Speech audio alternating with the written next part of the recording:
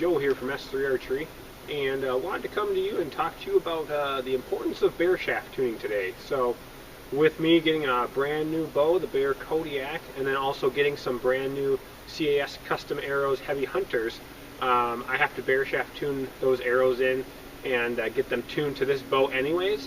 But that kind of spurred a few conversations with some various archery shops, and also one particular circumstance where I went to an archery shop with this new bow and was talking about getting a Bareshaft arrow so I could tune the bow, and they told me that I should just shoot the fletched arrow down and just use my vision to see whether or not it's out of tune or not. So that kind of didn't hit me correctly, so I wanted to get out there and really say S3's philosophy on the importance of Bareshaft tuning and not just sighting it and just looking at the feather in flight and trying to figure out what's going on. So Bareshaft tuning is really exactly what it sounds like. It's taking the same arrow that you're going to shoot, only it has no fletchings on it. It's a Bareshaft. So with these arrows, actually, I have them come fletched, and then I'll actually take a razor blade and I'll shave off the fletchings, but leaving on the glue, because then that adds the grains, the weight of the glue and the feathers to the back of the arrow, so you can actually finely tune these arrows, compared to if it's a completely Bareshaft, you're probably missing out on 10 to 15 grains of weight in the back, which is all that glue that's holding on the feathers. So the feathers themselves don't weigh anything, but it's that glue and the base of the feathers that add the weight. So that's what you want to keep on. So you shave those off, and then you have a Bareshaft. And then all you're going to do is you're going to shoot at the target, depending on how confident you are.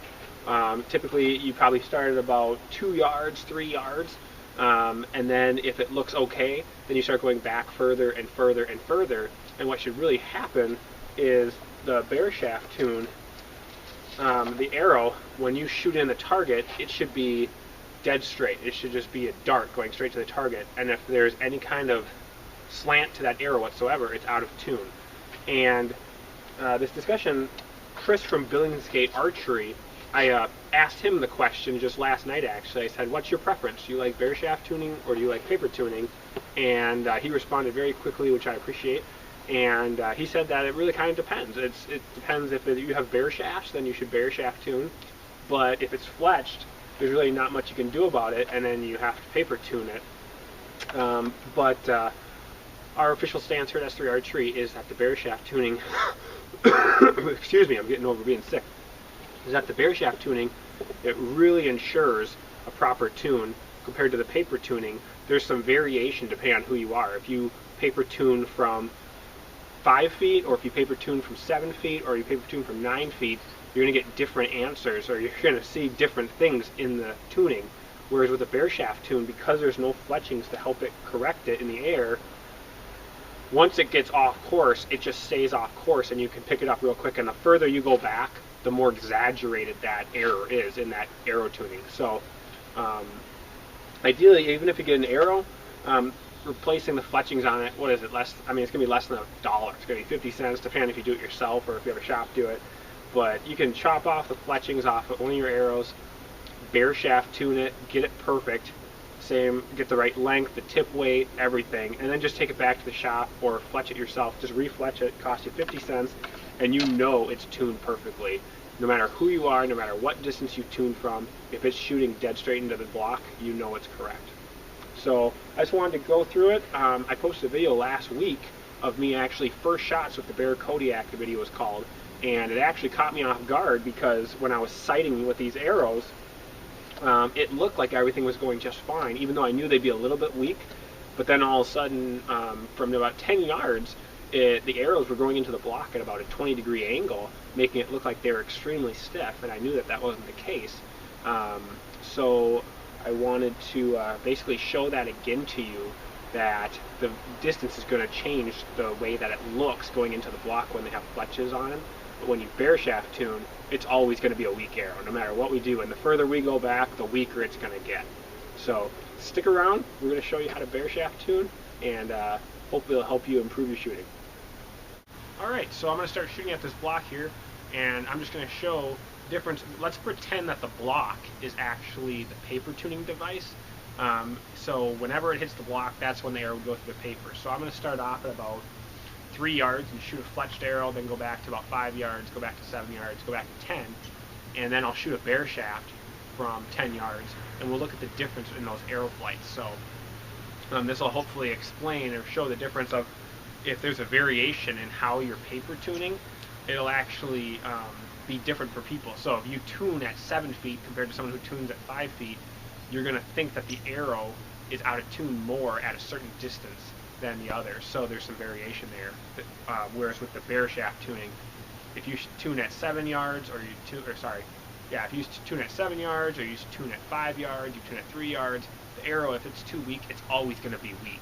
And as you feel that the arrow is straight at 3 yards, let's say it's going in dead straight, go back to 7 yards, go back to 10 yards, go back to 20 yards. With a Bareshaft tune, it should hit the exact same place as a fletched arrow and go in dead straight. So it's a little bit easier, I would say, just to know if you're doing it right or not. So let's step up, take one from 3, 5, 7, 9, and then we'll shoot the Bareshaft and see what they look like, the knock points.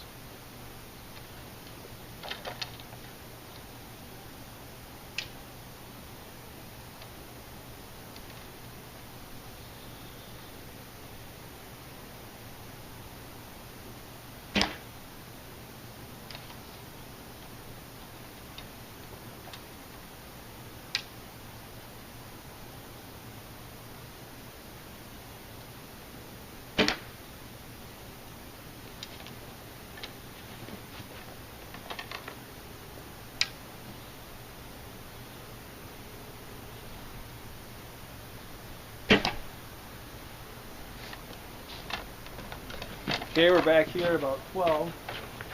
Shoot the bottom.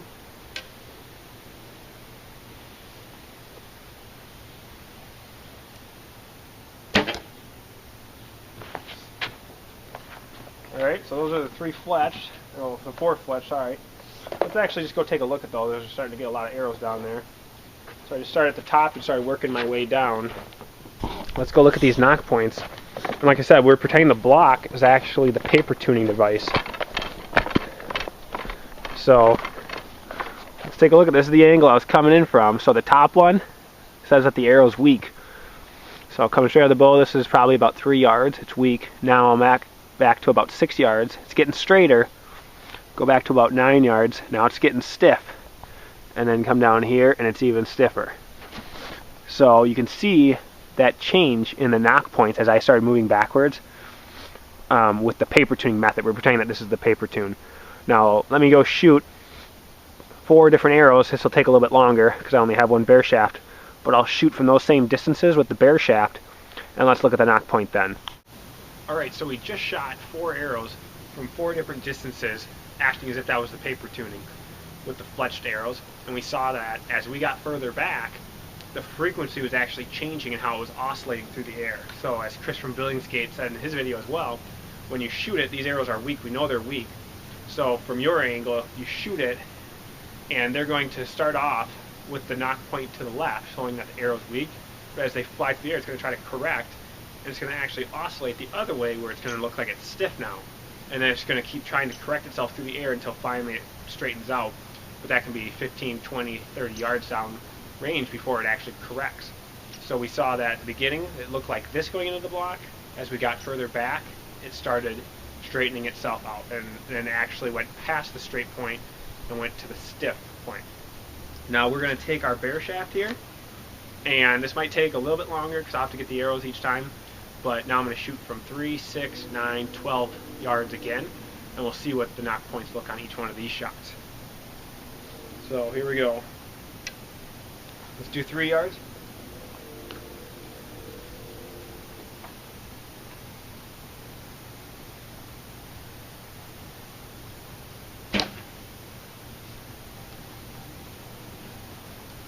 Okay, let's go take a look at that one.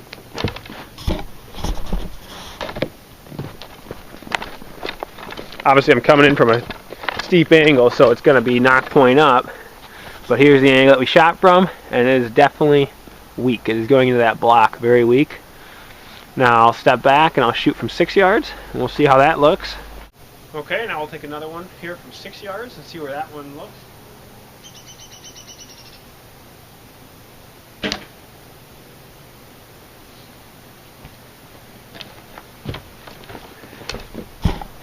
Come on down.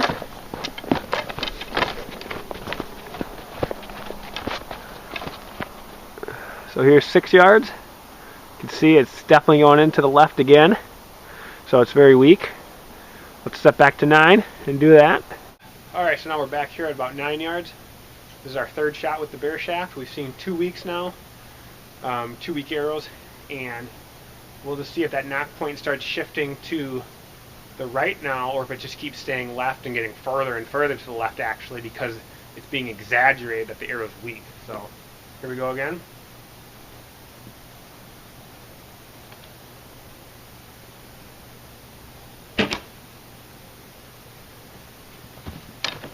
Okay.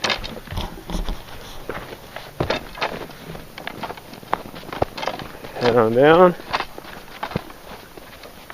There we go. You can see it's getting actually worse. It's getting weaker and weaker, it looks like, but it's just being exaggerated, because when it gets off kilter, there's nothing to correct it, so it's just getting worse and worse as it goes down range.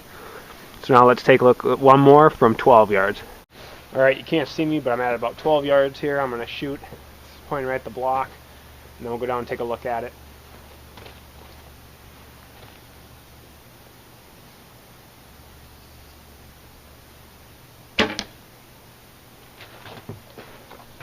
Okay, let's take a look at that one. That's from about 12 yards.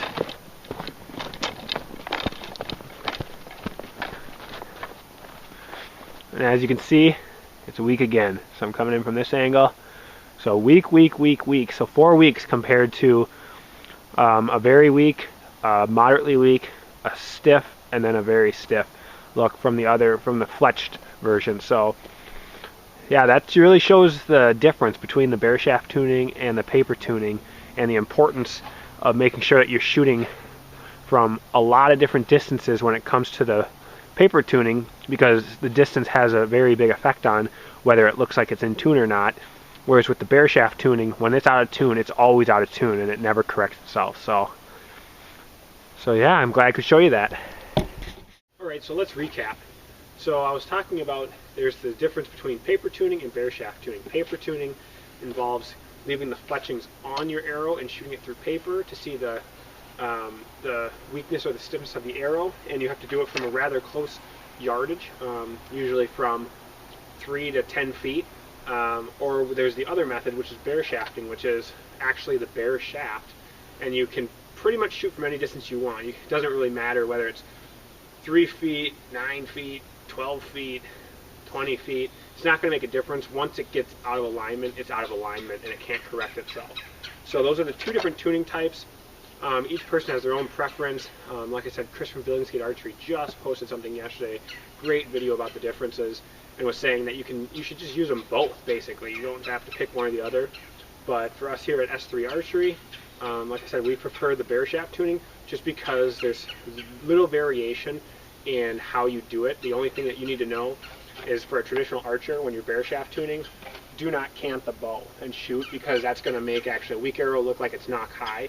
So when you actually shoot with Bareshafting, make sure that you get your bow as straight as possible and then shoot, so that way the weak arrow will look left and a knock high will look high. So that's the one caveat to Bareshaft tuning, and making sure that you're doing it the right way. Do not cant the bow.